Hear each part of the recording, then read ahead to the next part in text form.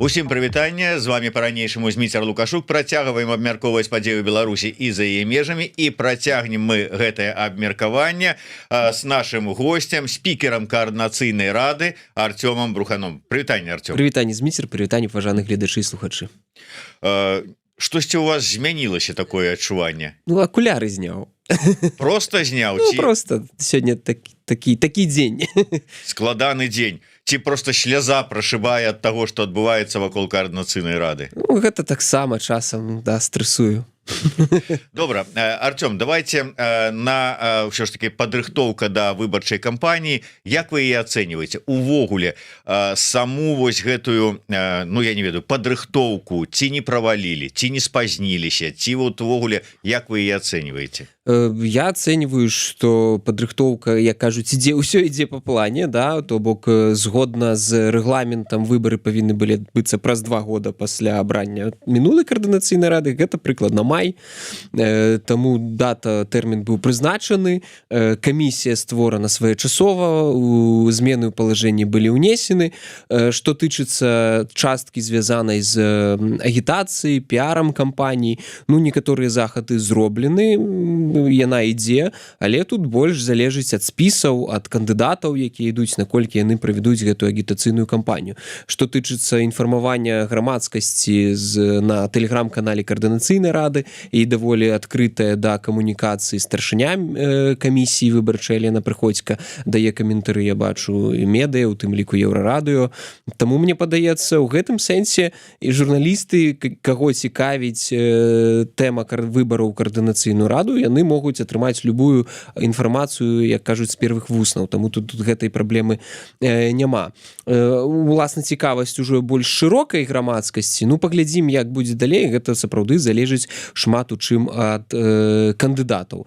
Я не пагаджуся з тэзай, што калі перанесці выбары на 3 месяца, то стане лепш і правесці нейкую адукацыйную кампанію, і людзі ўсё зразумеюць, чаму гэта важна. Я не думаю, што за 3 месяца можна сапраўды адукаваць беларускае грамадства. Па-другое, я не думаю, што яго трэба адукоўваць у гэтым сэнсе, што людзі ў нас адукаваныя.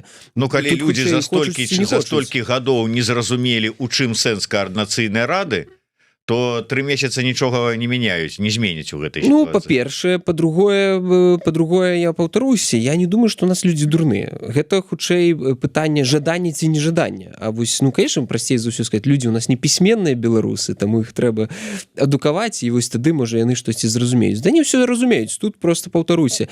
Некалькі фактараў складаецца, што часам людзі не хочуць галасаваць. Гэта і рызыкі, гэта і ціскі, у тым ліку, умоўна кажучы, і прапаганда, і хейт з боку асобных людзей у дачыненні да Координацыйнай рады. Гэта так працуе, на жаль. Але без хейта, Артём, сапраўды шмат хто піша, а на фоне размоваў пра выбары, пачатак выбарчай кампаніі ізноўку гэта актывізавалася, калі прыходзяць людзі і шчыра абсалютна, прычым это не нейкія там боты, там тролі ці яшчэ хто-нибудь, ноунеймы, людзі звычайныя пішуць, ну патлумачце мне, у чым сэнс Координацыйнай рады, у тым сэнсе, вот што яны зрабілі за ось, ну хаця бы за апошнія 2 гады, калі браць апошняе скліканне, што вот сапраўды можна сказаць, да, яны как бы карысныя для мяне, для звычайнага беларуса в эміграцыі, і я не іду на выбары, но прагаласаваць прынамсі я пайду, таму што, ну, я бачу, што, да, карысць пэўная ад іх ёсць. Добра, вось мы кожны эфір гэта абмяркоўваем, я паўтаруся.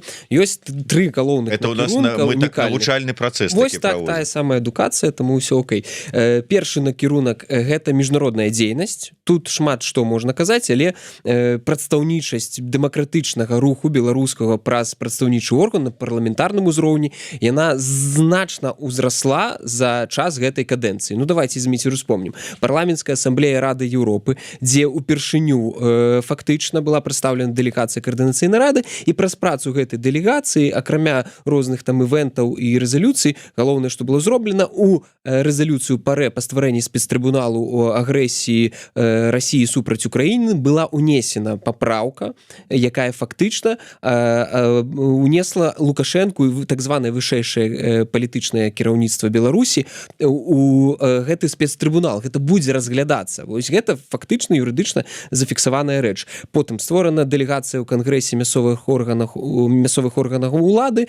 Там вельмі шмат рэчаў, якія можна вырашаць на мясцовым узроўні, звязаных з легалізацыяй, звязаных з спрашэннем жыцця для людзей, якія жывуць у асобных рэгіёнах некаторых краінаў, звязаных з адукацыяй. Потым упершыню прадстаўлена была у парламенцкай асамблеі Еўранест дэлегацыя дэмакратычных сілаў, у тым ліку і каардынацыйнай рады. Гэта тая краіна, Арменія, я напомню, гэта Арменія, краіна АДКБ, дзе адкуль фактычна сышлі прадстаўнікі рэжыму, і мы туды адразу зайшлі. Гэта павялічвае легітымнасць дэмакратычных сілаў на міжнародным узроўні. Ну і мы выбудоўваем адносіны з тымі краінамі, з якімі ў будучыні таксама будзем выбудоўваць адносіны. Парламенцкая асамблея АБСЕ, створана так званая ценявая дэлегацыя у АБСЕ, і акрамя прадстаўнікоў рэжыму, якія распавядаюць, як усё добра у Беларусі, ёсць тыя людзі, якія прыйдуць і распавядуць і дэпутатам, і на пленарцы Святлана Ціханаўская распавядзе, што насамрэч адбываецца ў Беларусі. Ну, давайте заўтра выкінем гэтых усіх людзей, там з'явяцца прадстаўнікі палаткі, якія будуць распавядаць, няма ніякіх парушэнняў правоў чалавека, няма ніякіх палізняволеных.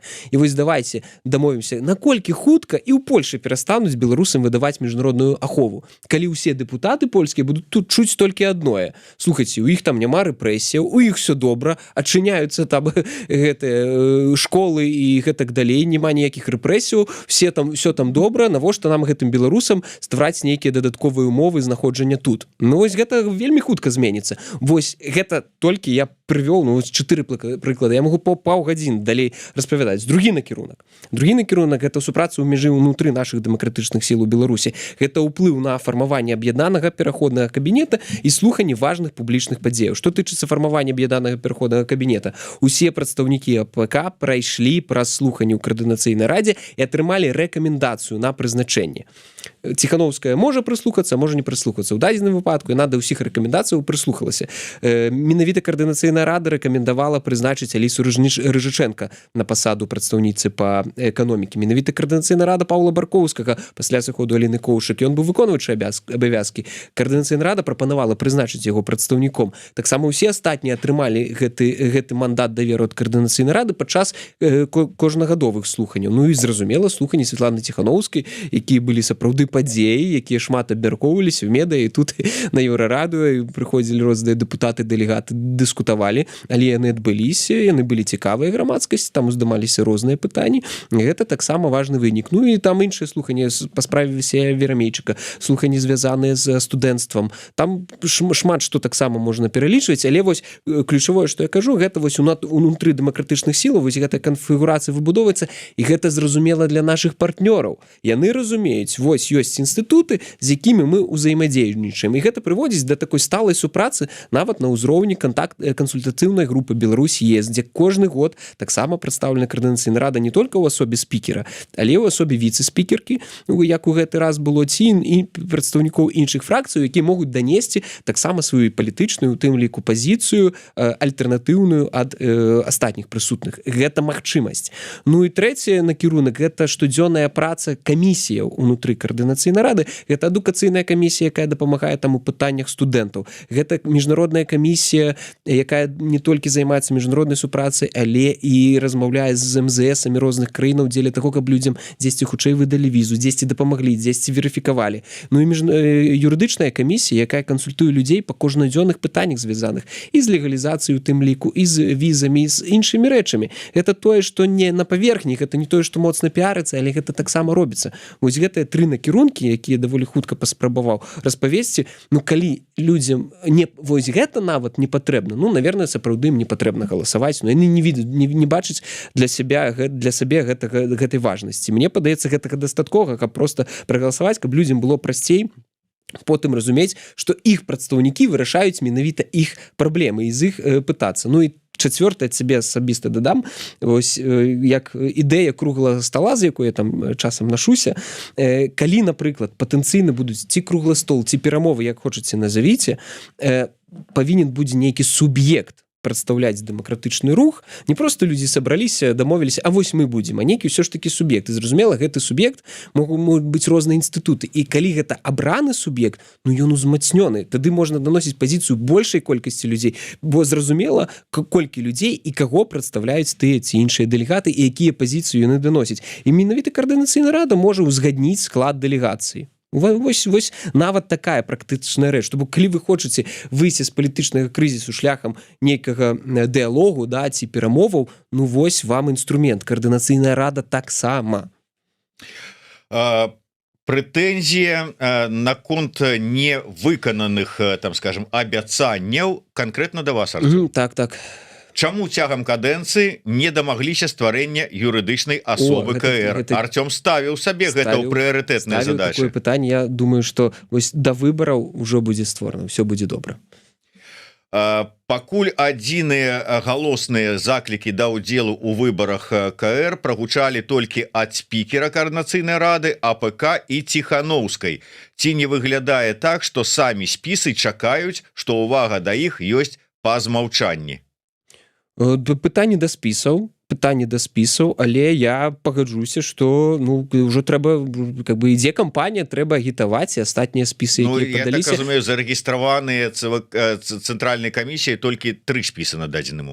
Так, але я думаю, што у нас няма абмежаванняў па агітацыі. Пакуль не зарэгістраваныя спісу, таксама маглі бы агітаваць, заяўляць, прэзентаваць свае каманды, грукацца да сродкаў масавай інфармацыі, рабіць штосьці, ствараць інфанагоду.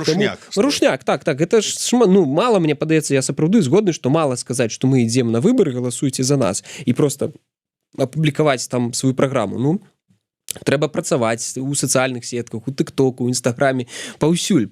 Ну, вось гэтую працу весці, і яна, я разумею, што яна складаная.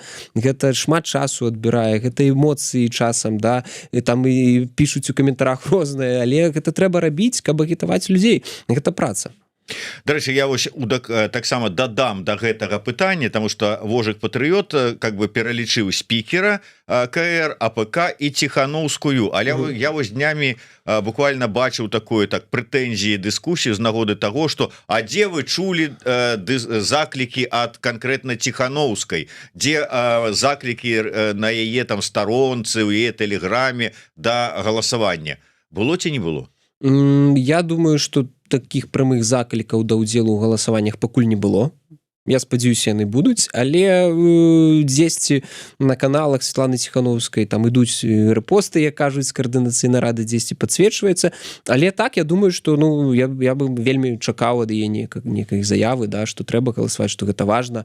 Не за кагосьці агітаваць, а зразумела, што выбары ў каардынацыйную раду гэта для нас усіх важна, каб узмацняць дэмакратычны рух. Я думаю, што гэта адбудзецца, я думаю, што ўсё будзе ў гэтым сэнсе добра, бо бачна зараз нават і на міжнародных нават сустрэчах, дзе я ўдзельнічаю, яна таксама кажа і пра каардынацыйную раду, пра важнасць выбараў у каардынацыйную раду, і гэта ў пастах дзесьці там пішацца. Ну, то бок гэта ёсць. Я думаю, што камунікацыйная каманда офісу можа дзесьці пабольш гэта падсвяціць, але так ці інакш я бачу, што как бы палітычная воля на тое, што ёсць разуменне важнасці гэтых выбараў у каардынацыйную раду у Светланы Ціханоўскай, і я думаю, і офіса яна прысутнічае. Так, ну тут про пытанне, конечно, ідзе про тое, что колькі можа быць людзей, якія прагаласуюць гэтым разам. Ну тут гаданні, як кажуць, такое. Ну так можем гадаць, але я паўтаруся, я казаў, што калі мы паўторым мінулы вынік, гэта будзе нармальна. Калі будзе 10 000 ці больш за 10 000, гэта будзе велізарны поспех, я лічу. У тых умовах, у якіх мы знаходзімся, у той сітуацыі, у якой мы знаходзімся, таму я думаю, што гэта складана будзе зрабіць, але ведаеце, тут у гэтым сэнсе я аптыміст, трэба проста працаваць з аўдыторыяй, з людзьмі, заклікаць, пашыраць аўдыторыю, каб людзі ведалі проста пра гэтыя выбары. Я думаю, што шмат хто проста дзесьці не чуў, да, і таму не галасаваў. Вось каб проста ведалі, што з 11 па 17 мая будуць адбывацца выбары ў каардынацыйную раду, і прагаласаваць там можна бяспечна на онлайн-платформе. Вот так вот. Што КР зрабіла за ўсе гэтыя гады? Навошта мне, звычайнаму беларусу, нейкія прафанатары ў пасе? Навошта мне ўвогуле пасе? якія праблемы беларусаў вырашыла грантавая апозіцыя у ПАСЕ? Не, ну, конечно, там, здаецца, у Брюссель ездила не грантовая оппозиция днями, ну, хай яны вырашаць с одного боку, с другого боку, вот вам. Ну, Зміцер, ну, гэта ж накид. Ну, накид, ну, мы шмат пра што казалі, шмат казалі. Калі хочацца аргументу, па-першае, прывёў шмат прыкладаў аргументаваных, таксама там хацеў бы дадаць пра люксембургскія рашэнні, якія былі прыняты і у той самай парламенцкай асамблеі Рады Еўропы прадвігаліся, і шмат на ўзроўні Еўрапейскага Саюза, яны дапамагаюць прымаць адпаведныя заканадаўчыя акты, как простым беларусам было лепш жыць у тых краінах, дзе яны знаходзяцца. Гэта важны працэс, без якога забяспечыць гэта немагчыма. Ну, калі ў чалавека разуменне, што ёсць нейкія структуры, якія павінны, я не ведаю, ну, я себе складана уяўляю, што, ну, што яны павінны рабіць для простага беларуса, грошы яму выдаваць, ці я не ведаю, ну, што яшчэ, ці просто зрабіць так, каб чалавек змог вернуцца просто так у Беларусь. Ну, мне, ну, гэта, ведаеце, гэта дыскусія з тым чалавекам, які не хочуць дыскусіі, які хоча просто укінуць гэты тэзіс, яны нічога не зрабілі, яны не патрэбны, нам нічога не патрэбна, давайте іх усіх разгонім. Каму гэта выгадна? Давайте шчыра казаць, гэта выгадна рэжыму ў Мінску. Ну да, гэтыя тэмы, што вот гэтыя ўсе дрэнныя, трэба іх разагнаць, а потым мы как бы там зробім. Я уже паглядзеў, што калі там выходзяць на трыбуну і уся рыторыка гэта, там, скажем, якая дрэнная Ціхановская, офіс, АПК, КР, ну то бок вот рассказамі, там, скажем, заходнім палітыкам про то, якая дрэнная Ціхановская, можна вырашыць усе праблемы беларусаў за мяжой. Ну, так гэта зразумела, конечно, немагчыма, гэта глупства, і гэтая рыторыка як унутры беларускага дэмакратычнага руху, яна і выліваецца і навокал. І да чаго гэта? Ні да чаго не прыводзіць, бо няма прапановаў. Ну, калі бы людзей былі крутыя прапановы класныя, які бы падтрымаліся вялікай колькасцю людзей, яны бы іх і беларусам спачатку распавялі, і еўрапейцы бы іх пачулі, і ўсё бы гэта працавала. Але прапановаў няма. Ну, прасцей, зразумела, свой палітычны імідж будаваць на хейце. Гэта, ну, гэта прасцей усяго. Не рабіць нейкія рэчы складаныя, часам нудныя, да, марудныя. А сапраўды сказаць, вось ёсць дрэнныя хтосьці, коордынацыйная рада, там, кабінет, яшчэ хтосьці, ёсць мы клас. Вось калі мы будзем, а іх не будзе значна лепш, але без канкрэтных прапановаў. Вось гэта просто прапаганда, гэта накіды і просто ніяк не аргументаваныя. Вот, Артём, на самом пачатку, калі сказалі, што ну вот адкласці выбары на 3 месяцы, каб адукаваць грамадства, я разумею, што гэта тэзіс Мацкевіча. Ён заклікае да гэтага. Але у той жа час мы маем і тэзіс ад Бабарыкі, які таксама сказаў, што мы как бы вялі, як там ён сказаў, ну, кансультацыі з нагоды таго, каб вот перанесці на восень выбары дзеля того, каб там і падрыхтавацца, і там нешта перафарматаваць, і нешта яшчэ. Хто з кім вёў перамовы? Ну, я не ведаю, са мной такіх размоваў не было. Я не ведаю, з кім Віктор Дмитрич. Калі прагучала гэтае слово, вы спрабавалі даведацца, пра што размова ідзе? Ты з кім кансультаваўся Бабарыка? Не, я не спрабаваў даведацца, ну, з кім кансультаваўся. Добра, ад каго канчаткова залежыць гэтае вырашэнне гэтага пытання? Коордынацыйная рада. Коордынацыйная рада агульным паседжаннем праз галасаванне можа змяніць выбары, перанесці выбары. Ну, гэта... То есть кансультацыі пра перанос выбараў былі з кімсьці, но не з коордынацыйнай радай, якая ў прынцыпе і прымае рашэнне аб пераносіць і не пераносіць. Магчыма, з нейкімі фракцыямі веліся размовы, я не ведаю. Гэта, паўтарусь, я не хачу за чалавека адказваць, бо... Не, ну мне просто цікава, што мне падавалася, што вы як спікеру расследаванне мусілі правесці з гэтай нагоды. Не, ну слухайце, ну сказаў чалавек, з кімсьці вёў кансультацыі, вёў, чаму я павінен весці расследаванне. Да мяне не звярталіся, калі б звярнуліся, маглі бы паразмаўляць. Мне просто цікава ў тым, што там за людзі такія, ад якіх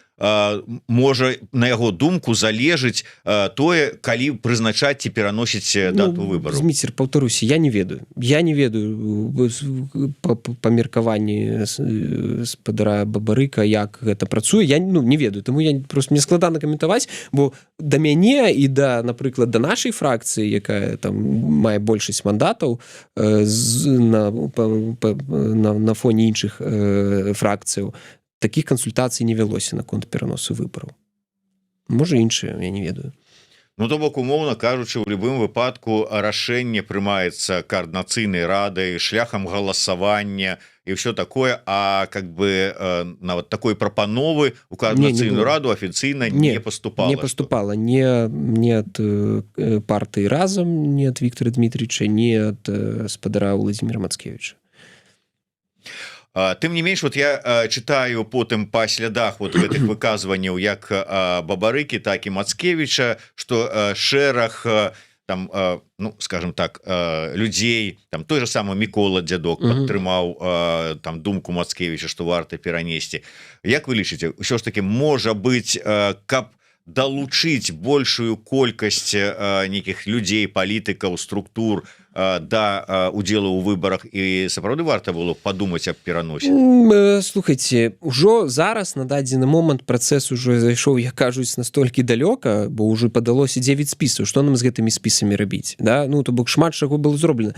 Калі б гэтая прапанова прагучала на месяц-два раней, то бок зараз выглядае так, сейчас вот 9 спісаў, там 175 чалавек у спісах, ім сказалі, так, пачакайце, пакуль партыя разам там будзе гатовая і дасць адмашку, што можна пачынаць. Ну так, ну прыкладна так это будзе выглядаць, так не робіцца, гэта неправільна ў адносінах ні да гэтых людзей, ні ў цэлым да інстытуцый, і тым больш, ну вось я заўсёды люблю прыклад Польшы прыводзіць у гэтым сэнсе. Ну вось у Польшы прызначана дата выбараў, і вы сабе можаце уявіць, што выходзіць нейкая партыя і кажа, ну слухайце, тут такая справа, нам давайте перанесем выборы, бо ну, нам трэба, па-першае, упэўніць вас правесці адпаведныя рэформы, каб выборы праходзілі трошкі інакш, а потым яшчэ даць нам часу падрыхтавацца.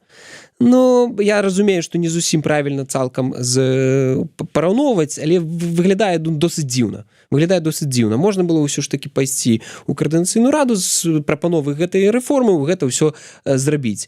Што там, напрыклад, партыя не падрыхтавана, ну, можна было ўжо раней пра гэта паразмаўляць. Я ўпэўнены, калі б гэтая прапанова прагучала не за дзень да канца падачы заявак, а калі яшчэ спісы не падаліся за месяц, за 2, за 3 на пачатку года, ну, можна было бы штосьці падумаць. Можна было бы гэта хаця ж бы разглядзець на публічных слуханнях у каардынацыйнай рады. Можа, сапраўды бы і перанеслі. Я не ўпэўнены, але можна ж было гэта зрабіць. Ну, але прапанаваць. Ну, не было такой прапановы. Няма было што абмяркоўваць. Ну, я з-за гэтага трохі, як бы так, ведаеце, нервуюся, бо атрымоўваецца так, у апошні дзень, калі ўжо падалося куча спісаў, калі ўжо праца ідзе, і калі проста гэтым людзям сказаць, ну, пачакайце яшчэ пару месяцаў, там яшчэ хтосьці адваліцца, потым з гэтых спісаў людзі ўжо будуць дэматываваныя, шмат што адбудзецца, ну, гэта да іх, ну, проста непавага да гэтых людзей. А, конечно, можна казаць, ой, гэтых не жалка, да, хай адваліваюцца. Ну, нет, неправільна так.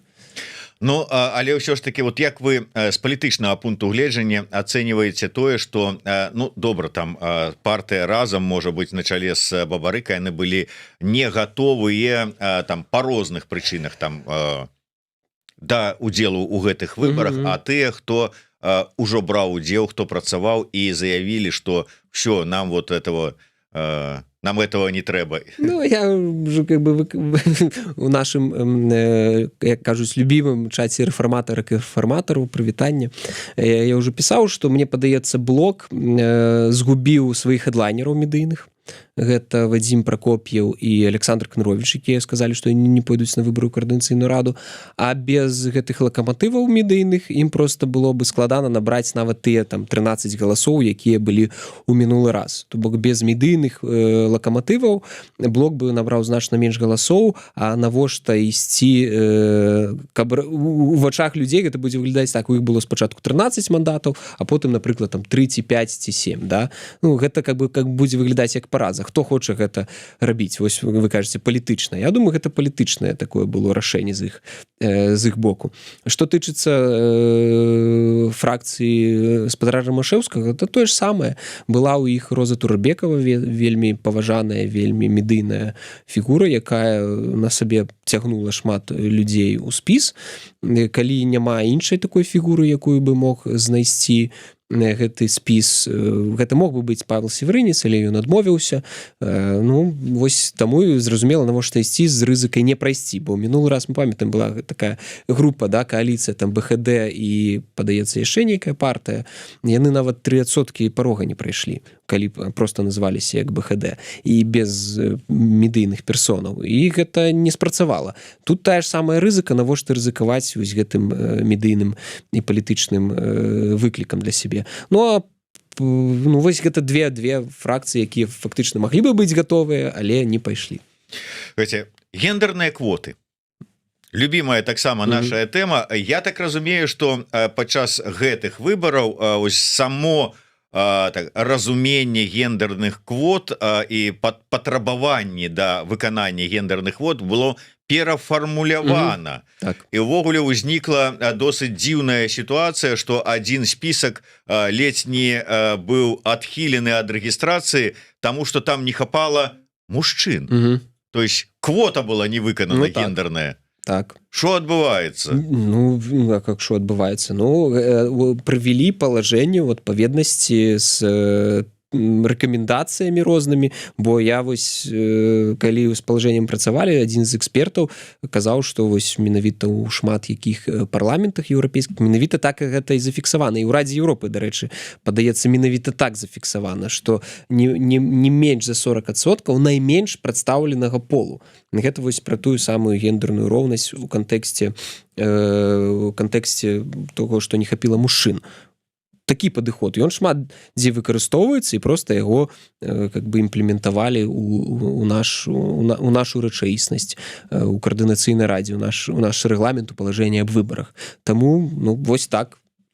Мы троху, канешне, ламае ўсё ўсведамленне, бо у нас же ж как бы заўсёды лічылася, што гендерная квота гэта как бы пад жанчыну водзіцца, каб іх вот как бы больш было удзельнічала ва ўсякіх розных працэсах палітычных, выбарчых і гэтак далей у тым ліку.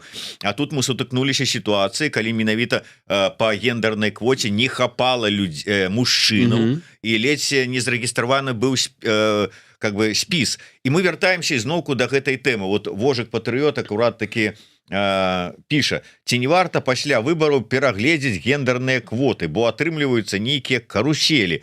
Можа быць, сапраўды ну пагуляліся в гэтыя гендерныя квоты. Там не хапала на мінулых выбарах жанчынаў, не пэўныя выбары, пэўныя там спісы ледзь там не згубілі рэгістрацыю, былі там нейкія там таксама цёркі, спрэчкі. Тут мы маем іншы ўжо адваротны бок. Новая каардынацыйная рада, калі палічыць патрэбным, прыбярэ гэтыя гендерныя квоты. Я наступную каардынацыйную раду каментаваць не магу, гэта будзе іх рашэнне. Столькі палёгкі зараз было ў вачах і ў голасе, што а вот яны там хай сабе што хочуць, то і робяць, а я ўсё скінуў з плеч. Надакучыла? Не, тут справа про тое, што як гэта працуе. Я не магу казаць за тое, што будзе, як яна будзе сфармавана, хто там будзе, якія людзі будуць падтрымліваць рашэнне. Ну вось гэтая прыняла такое рашэнне, да, якое гучыць не менш за 40% найменш прадстаўленага полу. Я так разумею, што гэта для кагосьці стала такім здзіўленнем, а шмат хто калі казаў, што ну вось прыгнятаюць мужчын, ну не, все ў адпаведнасці. Ну і можа быць, закрываючы гэтую тэму, ці ўсё ж таки знайшлі рашэнне, ці застанецца так, як ёсць, па-першае, наконт таго, па якіх дакументах галасаваць, бо выказваліся ўсё ж таки нараканні з нагоды таго, што ну у кагосьці беларускага пашпарту не тое, што ён скончыўся, бо я ведаю, што па тэрмінаваных можна галасаваць, а яго няма увогуле. Ну, паўтаруся, можна галасаваць па беларускім пашпарце, у тым ліку пратэрмінаваным, ці па пашпарце Новай Беларусі. Калі чалавек хоча прагаласаваць, у яго ёсць такая магчымасць. Ён можа атрымаць пашпарт Новай Беларусі і па ім прагаласаваць. Нават калі яго... Хтосьці зараз знаходіцца у працэдуры атрымання, там, умоўна кажучы, міжнароднай абароны. У яго толькі зялёная кніжачка. Ну, я разумею, такія сітуацыі могуць быць, але мне падаецца, гэта таксама не замінае атрымаць пашпарт Новай Беларусі. Я разумею, што хтосьці скажа, ну, слухайце, я не хачу как бы плаціць там гэтыя грошы, ну, гэта ўжо, гэта трошкі стварае складанасць, але калі сапраўды ёсць прям наўпроставае жаданне прагаласаваць, ну выхад ёсць. Зразумела. Добра, такім чынам нагадаем яшчэ раз, што выбары ў каардынацыйную раду пройдуць з 11 по 17 траўня. Таму час падумаць, вызначыцца, трэба вам гэта, не трэба вам гэта, калі трэба, то каго вы падтрымліваеце, паглядзець, ну і вырашыць пытанне, як там з галасаваннем, з дакументамі, усім астатнім. Часу троху ёсць. Так. Давайте да іншага. Артём, вось вы так, як я уже азначыў, з палёгкай сказалі, что там вот уже там вот это будучае, яны там хай вырашаюць. Слушайте, я сёння слухаў ад Лукашэнкі, что вот этыя збеглыя тысячамі просяцца назад, стаяць там у чарзе, ужо там накаленнікі абуваюць, каб на коленях паўсці там да яго, там, як он там сказаў, ідут к прэзідэнту, вот к этому, который диктатор, і просяцца назад. Вы уже занялі чаргу в этой калейцы сярод этих тысяч? Ведаеце, мне падаецца, я заняў чаргу у калейцы да атрымання новай крыміналкі за незаконнае прадстаўленне Рэспублікі Беларусь на міжнароднай арэне, хутчэй. Тое, што быў учора ухвалены. Гэта хутчэй за ўсё якраз супраць, у тым ліку каардынацыйнай рады, якая прадстаўляе Рэспубліку Беларусь на міжнароднай арэне.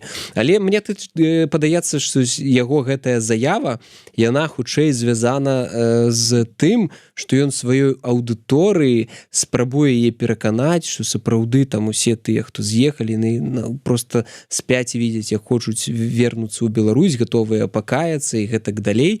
І мне выглядае гэта такая канспіралогія трошку як прагрэў. То бок ён сваю аўдыторыю рыхтуе да таго, што чамусьці шмат хто з іх, з беглых так званых, яны змогуць вярнуцца. Ён же нават сказаў, як там, я ж не магу забараніць ім вяртацца на гэтую зямлю ці штосьці такое.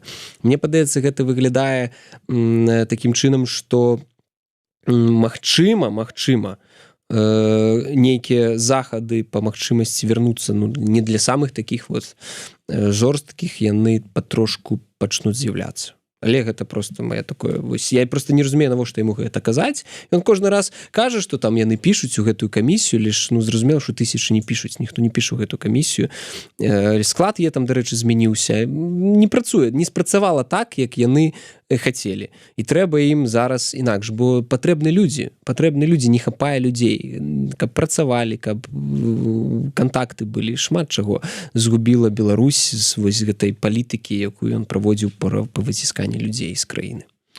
А што які давер можа быць да словаў там, ці нават калі ён скажа наўпрост, што ўсё, вы можете там вяртацца, давайте уже едьце сюды, калі рэпрэсіўнае заканадаўства застаецца такім, як яно ёсць? Я згодны, што даверу ніякага не будзе.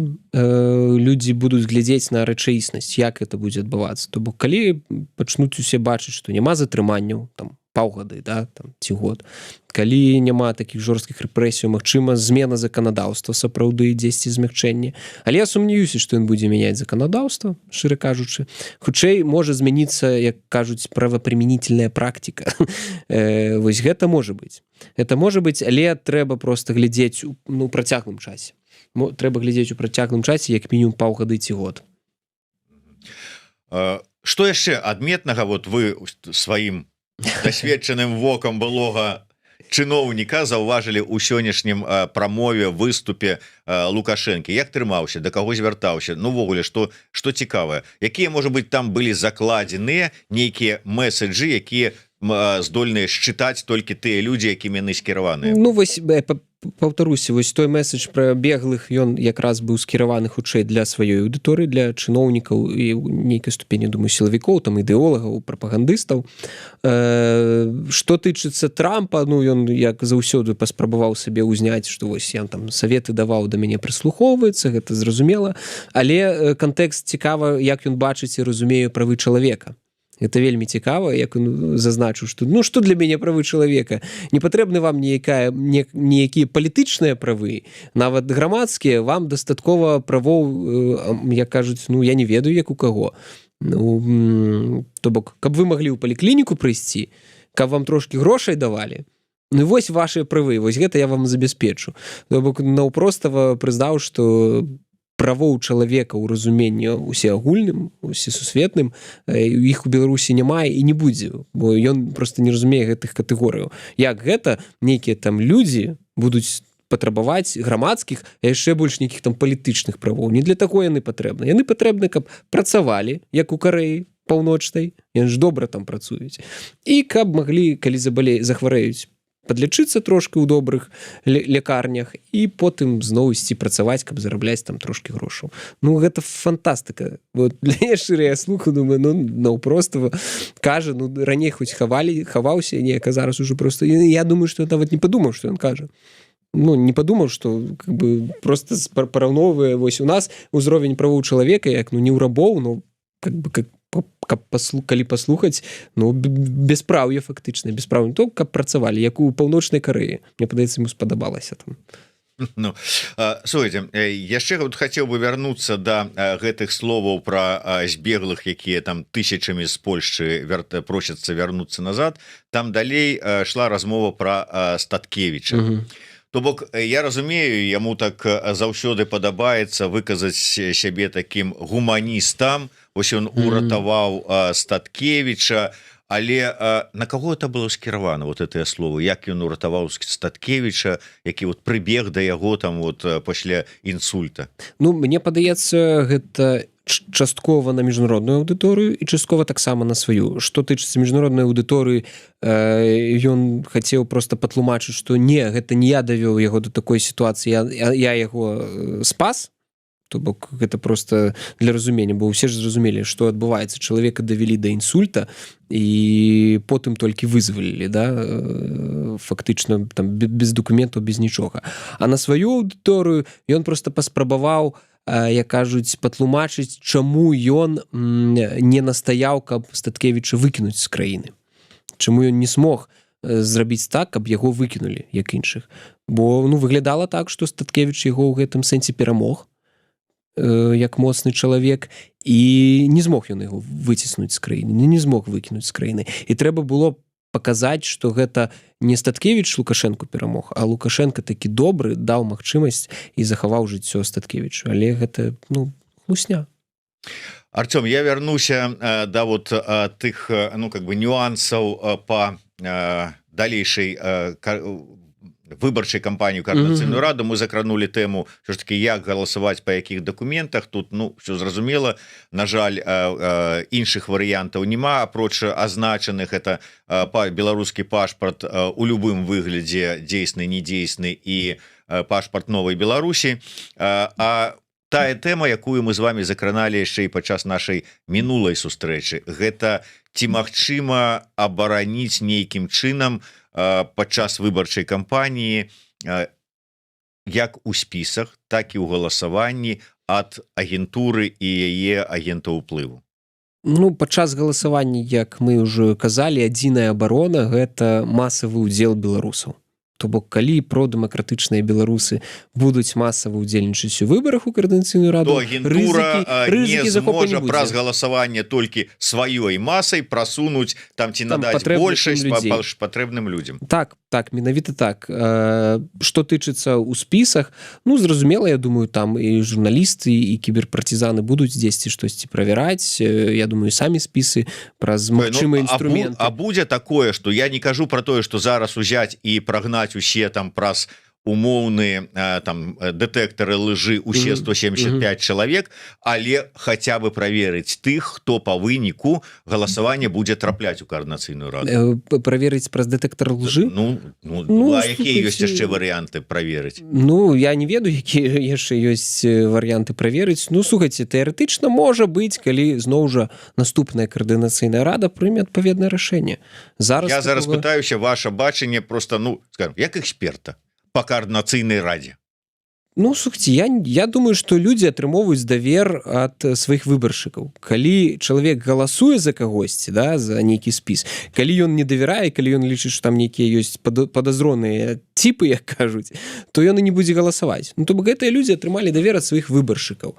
Дадатковую праверку праводзіць, можа, унутры ў межах Координацыйнай рады, калі, паўтаруся, калі будзе бачна, што чалавек сябе дзіўна паводзіць, да, выклікае нейкія падазрэнні, каб адпаведнае там рашэнне 2/3, каб гэта было даволі такая сур'ёзная працэдура, якая не просто так, а давай усіх махам праверым, а калі сапраўды ёсць адпаведныя для гэтага падставы, тады я дапускаю такую магчымасць. Я пагаджуся, што нейкую працэдуру, калі сапраўды ўжо бачна, што чалавек дэструктыўны ці сапраўды паводзіць сябе як фактычны агент, то тады можна было бы, канешне, гэтую працэдуру, але паўтаруся, она даволі быць складаная, бо тыя людзі, якія ўжо трапяць у каардынацыйную раду, яны атрымалі падтрымку, давер ад тысяч людзей, якія за іх прагаласавалі.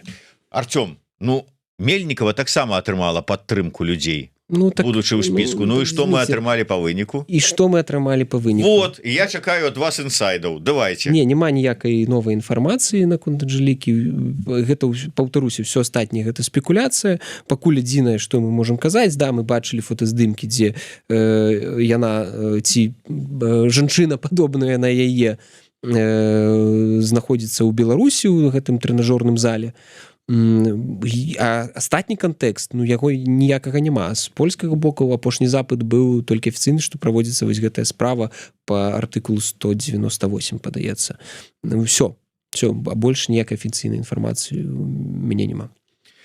Пераходзячы ад фактаў да спекуляцыі, я не магу выключаць, што на нейкім этапе яна магла трапіць у пастку спецслужбаў. Што адбылося далей, я не ведаю. Это словы Паўла Латушкі. Але ўсё ж таки, пераходзячы ад фактаў да спекуляцыі, ваше меркаванне на пэўным этапе попала, не попала, ці ўжо ад пачатку прыйшла... Слухайце, гэта, паўтаруся, спекуляцыі. Я думаю, што калі і патрапіла яна ў гэтую залежнасць ад спецслужбаў, то я думаю, сапраўды не ад пачатку. Я не ведаю, з якога моманту, як гэта адбылося, бо там шмат ж такіх розных і пра гэтага выведніка, з якім яна дзесьці кантактавала. Таму я тут не ведаю, я спекуляваць не буду. Я хутчэй думаю, што сапраўды на пэўным этапе магло такое адбыцца, і гэта, дарэчы, адказ на пытанне пра паліграф. Не абароніць ад сітуацыі, калі сёння чалавек прайшоў яго, а праз 2 тыдні штосьці адбылося, яго, умоўна кажучы, паставілі ў складаную сітуацыю ці проста звербавалі, і ўсё, а чалавек 2 тыдні таму прайшоў гэты паліграф. Кожны дзень праходзіць, кожныя 5 хвілін, ведаеце, гэта таксама не панацэя, на жаль, гэта не панацэя. Артём, можа быть, завяршаючы гэтую тэму, таму што ўсё ж таки ў звязку з сітуацыяй з Мельнікавай, тут мы можам толькі спекуляваць на тэму, патрапіла, не патрапіла, што было, што не было, агентура ад пачатку стала ахвярай медовай пасткі ці яшчэ што-небудзь, але канкрэтны аспект, грошы. Тыя грошы, якія зніклі, яны ж былі грошы донараў. Нейкім чынам гэтае пытанне ад донараў паступала ў каардынацыйную раду, што там, як там, былі аб'яўленыя нейкім чынам, я не ведаю, некая справа распачатая ў звязку са знікненнем менавіта грашэй.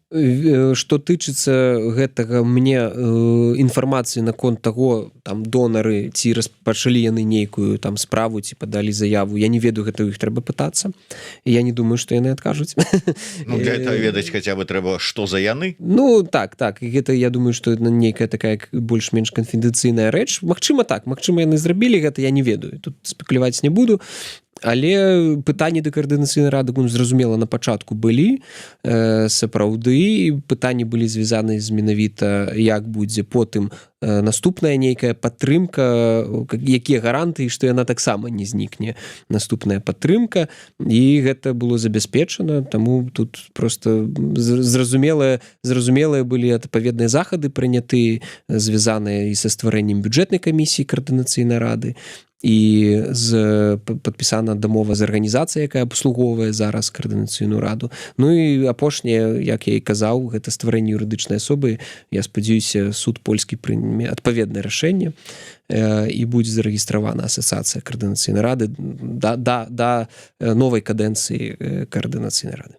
Я чаму вярнуўся ізноўку да тэмы Мельнікавай, просто на фоне менавіта выбарчай кампаніі ізноўку гэта узнялося, маўляў, ідзе спіс латушкі і руху за свабоду, вот яны ўжо тут Мельнікаву прывялі і гэтак далей. І у дадзенай сітуацыі як бы безумоўна просто пытанне да вас як да чалавека. Таму што задавалі яго гэтае пытанне таксама шмат дзе ў сацыяльных сетках. На пэўным этапе Мельнікава не выклікала ніякіх падазрэнняў і дзейнічала, пра што гаворыць там латушка, яе там прамовы, яе заклікі да прыцягнення рэжыму, да адказнасці і ўсё астатняе. У той жа час вот бярэ чалавек і ляціць у адпачынак на Кубу, Вот вы зараз, маючы там колькі крыміналак за спіной, ўсё астатняе, паляцелі б на Кубу? Не, зразумела, не. Ужо адзін во В'етнам з'ездзіў. Ну, вось, да, ведаеце, людзі часам робяць такія дзіўныя крокі. Артём, я працягну. Вот адзін факт. Раз і паляцела на Кубу, спакойна, адтуль фотачкі посціць.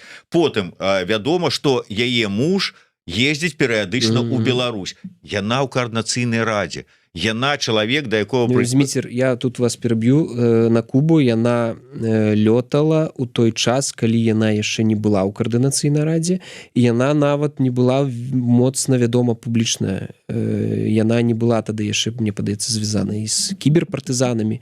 Яна была не настолькі вядомы чалавек, і гэта, я думаю, што яна ў разлік хутчэй за ўсё магла браць, палячу, я ж не знаходжуся там у міжнародным вышуку. Я думаю, што гэта першае.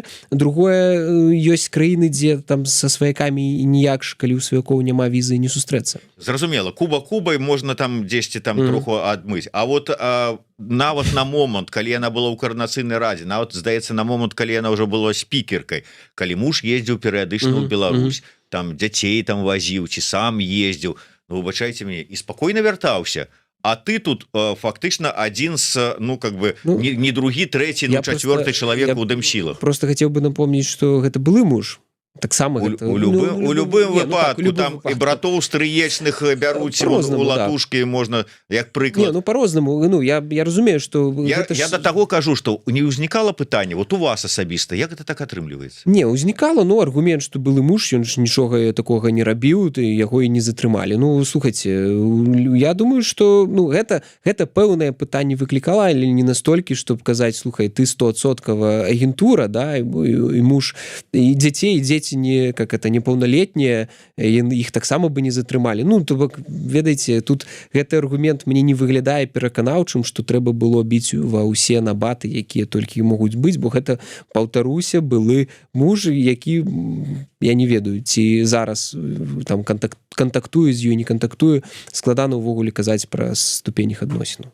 Так, да. Гэтую спрэчку, гэтую дзесьці канспіралогію, дзесьці там падазрэнні можна доўга выказваць. Фактаў, якія бы 100% казалі пра тое, што там яна там ад пачатку ці не ад пачатку, іх няма. Я ўжо гэтую тэзу казаў. Хутчэй за ўсё мы канчаткова ўсё даведаемся, калі будуць раскрыты архівы КДБ. Тады мы будзем ужо з вами як гісторыкі, да, аналізаваць, пісаць кнігі, там і штосьці яшчэ размаўляць і казаць, вось там ці добрая аперацыя, ці не, ці ўвогуле, як там ўсё адбылося і ці было яно, да, ці як яно ўсё выглядала. Толькі тады цалкам усю карцінку мы пабачым. Цалкам усю карцінку мы не пабачым, нават калі яна там умоўна там якого-нибудь 11 траўня з'явіцца на экране БТ ў праграме там з якім-нибудь умоўным Маркавым. Слухайце, вось у нас зараз ёсць кейс Романа Пратасевіча, які кажа, што ён агент КГБ, суперагент 007. Джеймс Бонд адпачывае. Ведаеце, вось вам прыклад. І заўтра з'явіцца тое ж самае з Анжелікай. Можаце верыць, я не ўпэўнены, што варта верыць. Можаце верыць, можаце не, але да выбарчай кампаніі ў Коордынацыйную раду варта звярнуць увагу. Прааналізаваць, паглядзець і, можа быць, сапраўды далучыцца да гэтых працэсаў. Калі для вас гэта бяспечна. Дзякую вялікі яшчэ раз. Спікер Коордынацыйнай рады Артём Брухан быў у нас.